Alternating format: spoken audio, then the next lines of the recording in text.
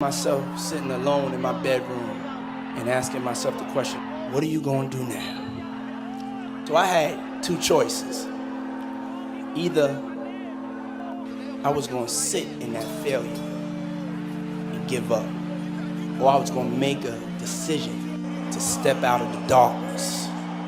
You see, when you're in that darkness, you want to sit there and wait for the light to come. The only way out is to step forward, to face your fears, to become your own light.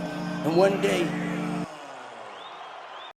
you'll be sitting in the dark like I was, and you're going to be asking yourself, what am I going to do now? But in that moment, I want you to remember the power. Things they've experienced, things they've seen, things that they have observed. What I'm suggesting that you operate out of a larger vision of yourself. I want you to see yourself doing what you want to do, experiencing what you want to experience, having what you want to have, doing what it is that gives your life some meaning and value. Operate out of your imagination, not your memory.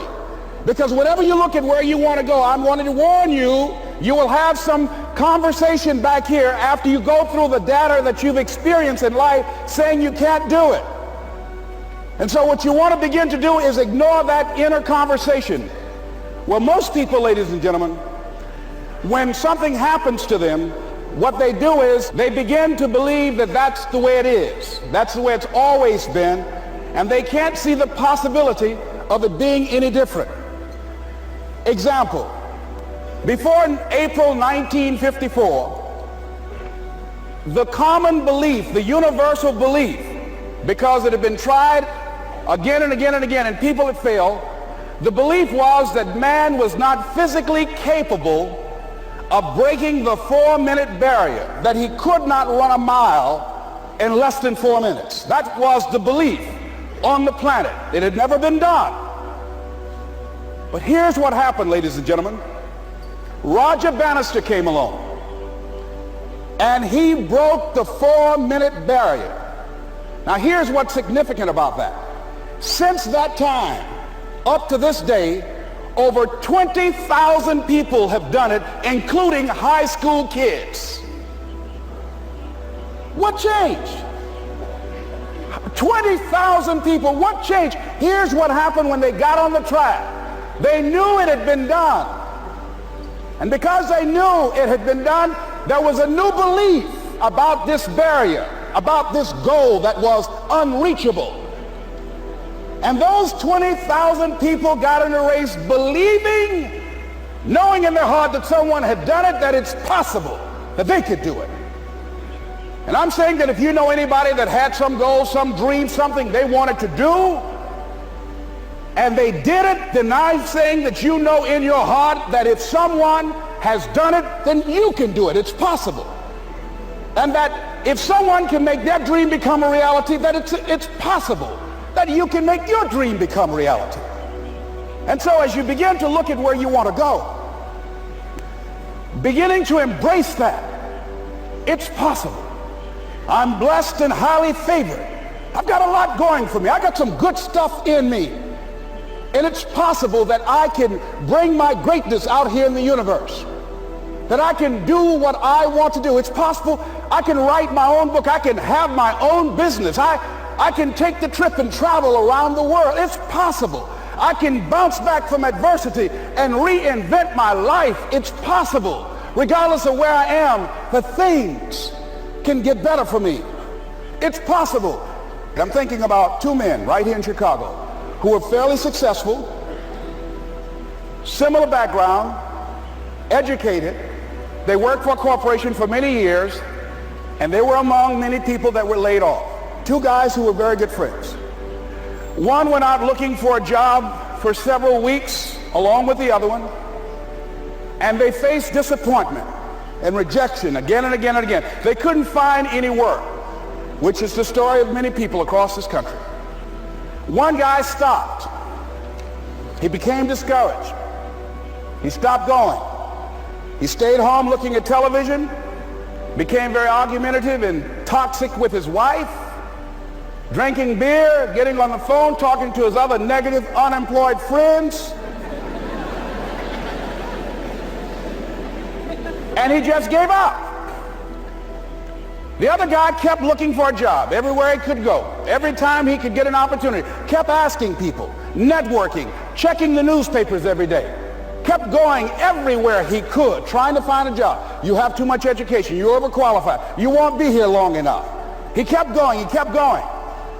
He went to a place and said, look here, I tell you what, if you can't hire me, and I know you can use my talents, abilities, and skills, I don't want to sit home and do nothing. Just let me do some volunteer work. You don't have to give me anything, all right? I just want to work. I want to be busy. Guy said, okay, it's on you now, but don't expect me to give you anything. It's okay. This guy came in and worked. He was the first one there. The last one to leave was the best employee there. About 4 weeks later, one of the top managers quit. They were looking for a replacement. Guess who they selected?